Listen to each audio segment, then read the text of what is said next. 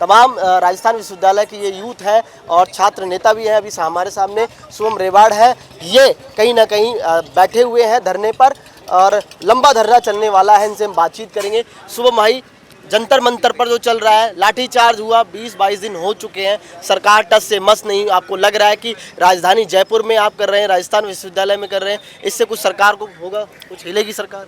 बिल्कुल, ये देखिए, इसमें कोई दो बात ही नहीं है कि सरकार नहीं हिलेगी। आज जेएनजी रिवॉल्यूशन की जो शुरुआत राजस्थान विश्वविद्यालय मुख्य द्वार से की जा रही है, भूख हड़ताल और जो आमरण अनशन में करने जा रहा हूँ, ये तमाम उन युवाओं के लिए जिनके साथ सरकारों ने सड़क पर दौड़ा दौड़ा कर उन्हें मारा है। जब एक आम युवा पेपर लीक जैसी घटनाओं का सवाल सरकार से आंख में आंख डालकर पूछ रहा है कि पेपर आउट हुआ तो कैसे आउट हुआ, प्रदेश में छात्र संघ चुनाव नहीं हो रहे तो क्यों नहीं हो रहे हैं, तो सरकारें जवाब में पुलिस को आगे करती है। आज इस आमरण अनशन से ये शुरुआत होगी कि आप एक सोनम वांगचुक को उठा सकते हो, आप एक युवा को लाठी मार सकते हो। जब पूरे देश के युवा बाहर निकल कर आएंगे, सड़कों पर आएंगे, तो ये देखते हैं कि आपकी पुलिस फोर्स कितनी कम पड़ जाती है। लेकिन जो युवा है धरातल पे सड़कों पर उतर कर सामने आए हैं, वो कम नहीं पड़ने वाले हैं। ये क्रांति जब तक नहीं रुकेगी, जब तक इस देश की जो एजुकेशन सिस्टम में जो बदलाव हम लोग चाहते हैं वो ना आ जाए।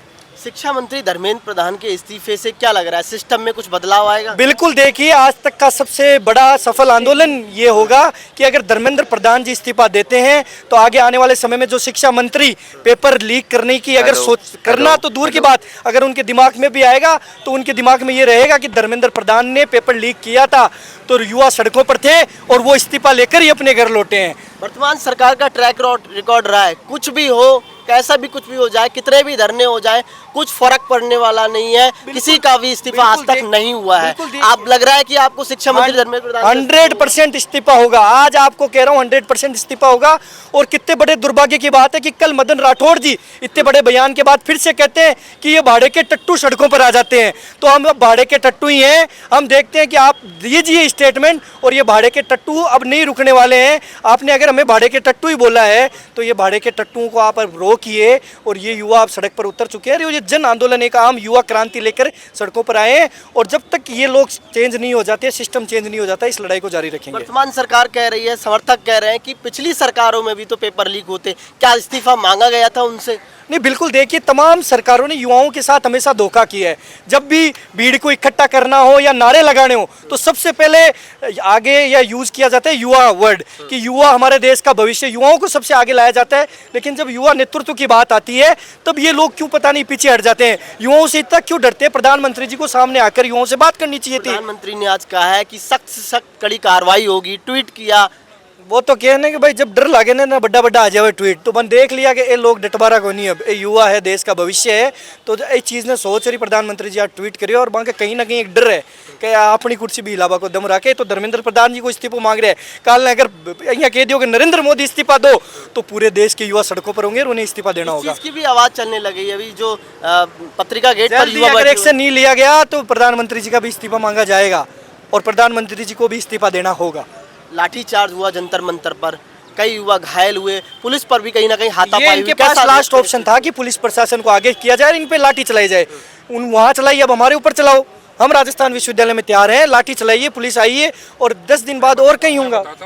मैं 3 दिन से जंतर मंतर पे था, तो वहाँ है ना पुलिस वालों ने शुरुआत की है। पहले स्टूडेंट ने कोई शुरुआत नहीं की थी। वहाँ मेरे सामने एक लड़की को पुलिस वाले ने ऐसा मारा है कि उसके छाती पे चढ़ के और उसके प्राइवेट पार्ट पे मारा गया है। और मैं खुद था वहाँ, तो हमारे ऊपर अछर्रे छोड़े गए हैं। वहाँ पर बहुत बुरी दुर्दशा बनाई गई है हमारी।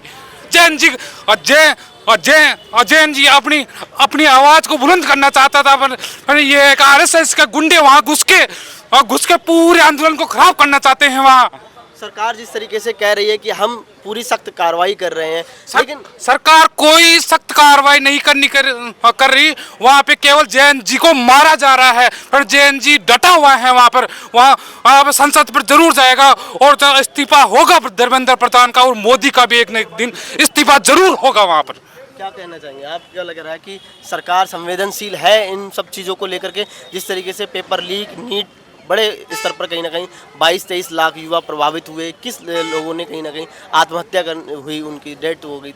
अगर सरकार में थोड़ी भी संवेदनशीलता होती तो अब तक धर्मेंद्र प्रधान का इस्तीफा हो चुका होता और नीट के जो 21 बच्चों के ने अपने आत्महत्या की उनको न्याय मिल चुका होता, पर ना तो ये सरकार गूंगी बहरी हो चुकी है, ना तो इनके कान में जूं रेंग रही है, ना ही आगे बच्चों का भविष्य उज्जवल देखना चाहती है।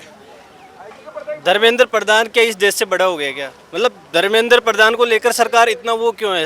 लाखों करोड़ों लोग सड़कों पे है। इन लोगों से ही तो देश बना है। ये देश किससे बना है? इन लोगों से ही तो देश है। देश तभी तो है जब लोग हैं, जब लोग डिमांड कर रहे हैं। और जब पुलिस को आगे किया गया है, पुलिस जनता की सुरक्षा के लिए बनी है, हमारे स्टूडेंट्स को मारने के लिए नहीं बनी है। सरकार कह रही है कि कहीं ना कहीं विपक्ष इस चीज को हाईजैक कर रहा है। इस चीज को कैसे देखते हैं कि युवाओं का मुद्दा जो है विपक्ष हाईजैक कर रहा है? हाईजैक करो ना, अच्छे काम में सब लोगों को आना चाहिए। अच्छे काम में सब लोगों को आना चाहिए, तो इसमें हाईजैक करने वाली कौन सी बात हो गई? डंडे मारे मैं प्रशासन को इतना कहना चाहता हूँ कि क्यों ना हो जाए अब आमना सामना, आ जाओ आप राजस्थान यूनिवर्सिटी में, या हम आपको लाठीचार्ज करवा बुला देंगे, या आप हमें अनशन से छुड़वा दो। हम एक ही चीज़ मांगना चाहेंगे प्रदेश की सरकार से, या सरकार धर्मेंद्र प्रधान का इस्तीफा दो, वरना आप आ जाओ आमने सामने, हम यहीं बैठे और इस बार हो जाए आमने सामने प्रशासन और हम राजस्थान यूनिवर्सिटी के छात्र। देखिए आप देख सकते हैं शुभम रेवाड़ है, छात्र नेता है, अब यहाँ पर भूख हड़ताल पर बैठ चुके हैं। अलग अलग जगह प्रोटेस्ट होना शुरू हो चुके हैं। जंतर मंतर पर जिस तरीके से जो हुआ और उसी को लेकर के जेनजीज अब सीधा सीधा कह रहा है कि शिक्षा मंत्री धर्मेंद्र प्रधान का इस्तीफा होना चाहिए। सहयोगी कैमरामैन राजेंद्र शर्मा के साथ मैं आरव सिंह, पॉलिटिकल पंचायत, जयपुर।